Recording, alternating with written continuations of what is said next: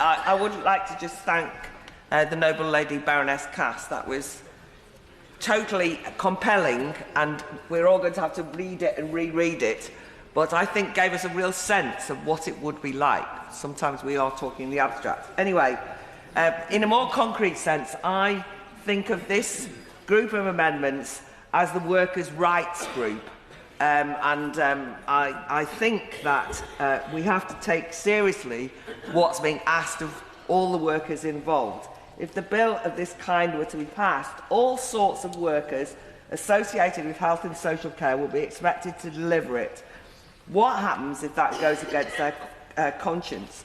That's why I added my name to Amendments 268 and 617 in the name of Baroness Finlay of Clondaff, to make opt-in for doctors explicit on the face of the bill, but also because I think it's important to extend any conscience protections to a wider range of workers who might not want to be involved in assisting in the death of others.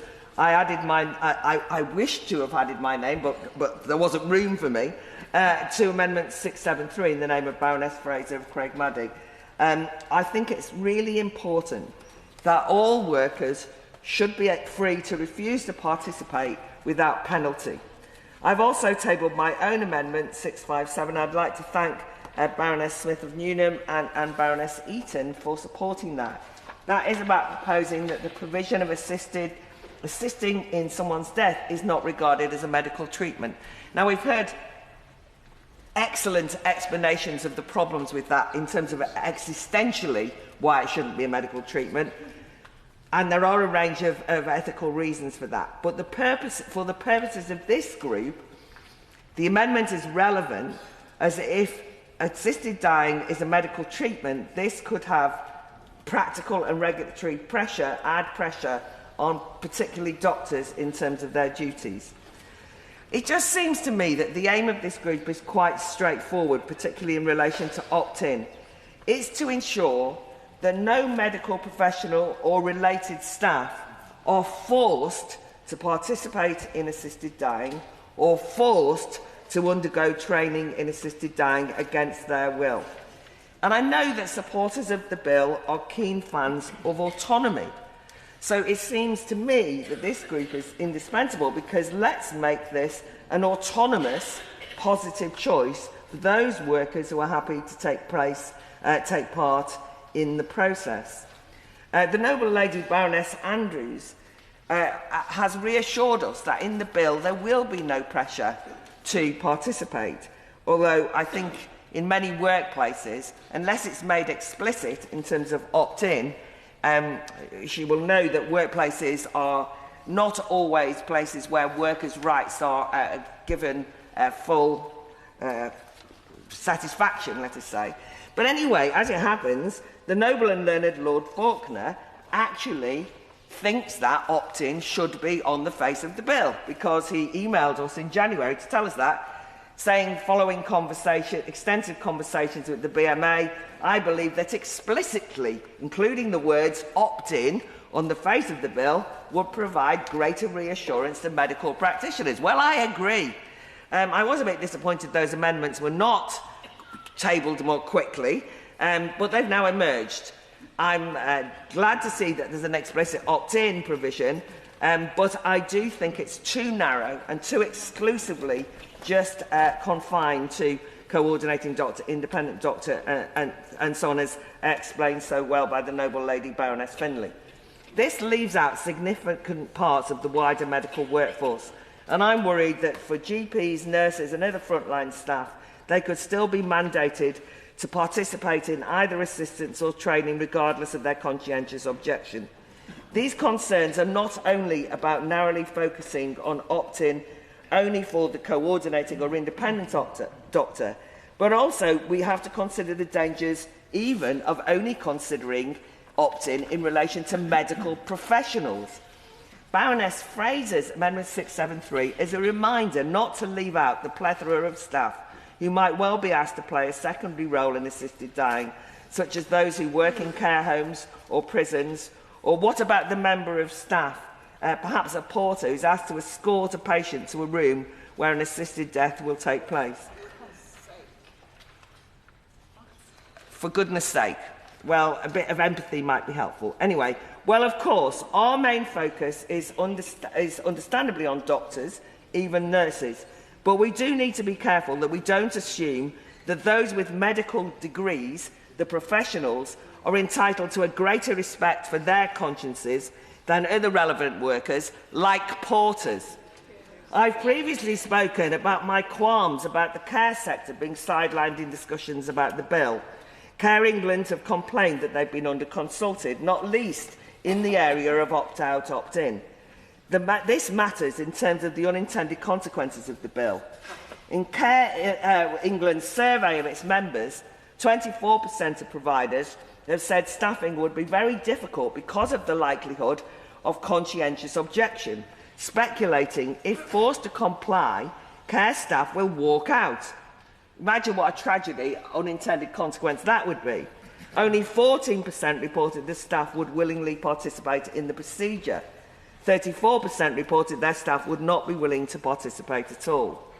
And in terms of what constitutes participation, the Royal College of Nursing has reminded us in written evidence to the other place the need to consider administrative work. Quote, protection should extend to indirect involvement such as administrative tasks or referrals to ensure that all professionals are supported in line with their personal and professional values.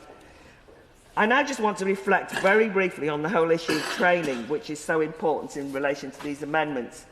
Practically everyone involved in providing medical or care services has to do mandatory, or particularly medical services, has to do mandatory training units.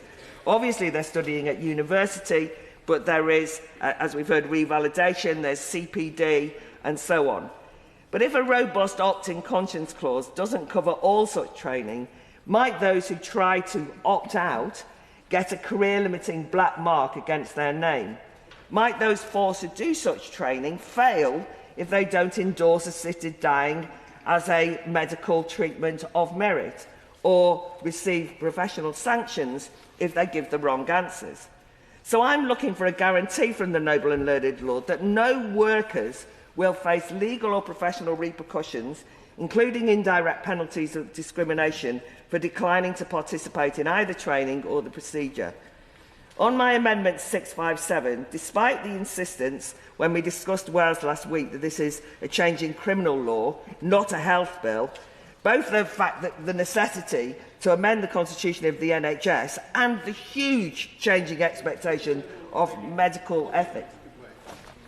Does not the noble lady find it very peculiar that people who are very, very keen on employment rights in every other circumstance are not keen on employment rights in these circumstances, and put their views on assisted suicide ahead of the rights of very ordinary workers to say, I don't want to be part of it? Irony noted. Anyway, it is... Because she's making a point which contradicts the words of the bill, as Baroness Andrews has explained. Clause 31(1) says in unambiguous terms, no person, I repeat, no person is under any duty, I repeat, any duty, to participate in the provision of assistance in accordance with this Act. We all agree with that. We all agree that employees, whatever their status, should be fully protected. And trade unions want better guarantees. And when we discuss the Employment Rights Bill... I'm not quite sure what further guarantees the Noble Baroness and the Noble Lord have in mind, because you will know from the bill that Schedule 3 amends the Employment Rights Act 1996.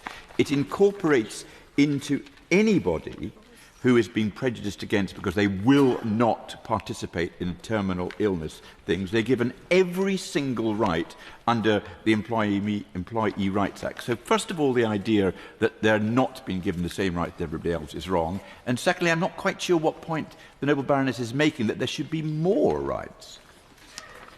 I sat for many hours through the Employment Rights Bill and did say that there was a plethora of rights, that we were overdoing it, and I was treated with some contempt. Right, I've got to finish. The fear is that once assisted dying... Right, I'm moving on quickly. Once assisted dying is normalised as a medical treatment, health professionals will be obliged to offer it as a medical treatment. Even worse, under some obligation to explain this therapeutic option as part of their duty of care for eligible patients.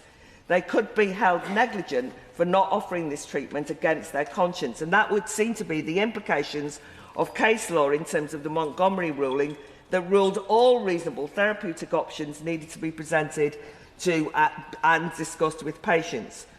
The worry here is that civil liabilities protections do not cover... Could I ask the noble lady to bring her remarks to an end? She's well over the 10 minutes. This is meant to be a debate. I've taken a lot of opposition points. Let me finish. The worry is here that civil liabilities protections do not cover where a duty is owed to the patients. How can doctors who do not wish to offer or discuss assisted dying be sure they do not face liability for failing to comply with their alleged duty to raise treatments? When I've raised such concerns with supporters of the bill, I've been reassured that now that we've passed the Workers' Rights Bill, and there's parts in this bill too, there will be lots of protections, and they point out that if there are any problems, staff can always use employment tribunals if they feel they've been unfairly treated. Although, as I say, trade unions are quite keen on opt-in. But as though those of us who sat through the hours and hours of deliberations of the Employment Rights Bill will know, employment tribunals have huge, years-long waiting lists. And also such tribunals put the burden on the employee to demonstrate and prove detrimental treatment, which seems completely unfair. And it seems pertinent to note, as mentioned by the noble lady Baroness Fraser, that as the remedy in employment cases is damages, not rehiring, this could lead to driving health and care workers out of the understaffed healthcare sector. Not a good result. To finish, as the noble and learned Lord is a member of the party that rightly boasts of its commitment to workplace fairness and workers' rights, I'm simply hoping that he'll be sympathetic to those amendments that very much put workers' rights guaranteed centre stage in relation to assisted dying. It's not too much to ask. My Lord.